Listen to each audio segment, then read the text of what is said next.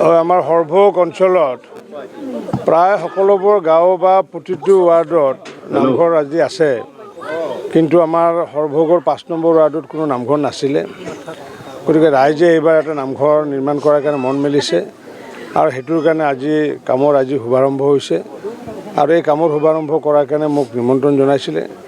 আৰু নিশ্চিত ওপৰত আগন্তুক দিনত ৰাইজৰ সহযোগত, চৰকাৰৰ সহযোগত বা লগতে পৌৰসভাৰ সহযোগত বা ব্যক্তিগতভাৱে মোৰো সহযোগ থাকিব। এনেকুৱাকৈ আমি আগন্তুক দিনত নামঘৰটো ৫ নম্বৰ ৱাৰ্ডত যাতে সুন্দৰকৈ নিৰ্মাণ কৰি উলিয়াব পাৰোঁ, তাৰ কাৰণে সকলো ৰাইজৰ পৰা আশীৰ্বাদ বিচাৰিছোঁ আৰু যাতে নামঘৰটো নিৰ্মাণ কৰাৰ ক্ষেত্ৰত সকলোৱে সহায় সহযোগ দান বৰঙণি যাতে আগবঢ়ায় তাৰ কাৰণে মই আহ্বান জনাইছোঁ। যিহেতু আমাৰ এই সৰভোগ অঞ্চলত বা বননগৰ অঞ্চলত দুগৰাকী শ্বহীদ অমিয় নাথ হৰপতি তালুকদাৰ, এই দুয়োগৰাকী শ্বহীদৰ নামত পূৰ্বতে কিন্তু কোনো ধৰণৰ অনুষ্ঠান নাছিলে,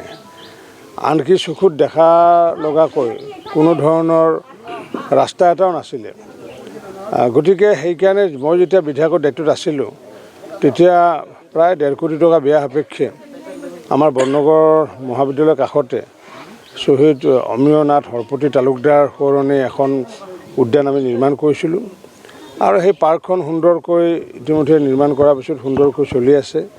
তাত অতিৰিক্তভাৱে আমি 15 ফাইনেন্সৰ জৰিয়তে, যেতিয়া পঞ্চায়ত নাছিলে, পঞ্চায়ত নাথাকোঁতে যিহেতু পঞ্চায়তৰ মন্ত্ৰী হিচাপে মই আবণ্টন দিব পৰা এটা ক্ষমতা আছিলে আৰু সেইটোৰ আধাৰত আমি 15 ফাইনেন্সৰ জৰিয়তে 15 লাখ টকা আমি ইয়াতে শ্বহীদৰ উদ্যানৰ নামত আমি খৰচ কৰিছোঁ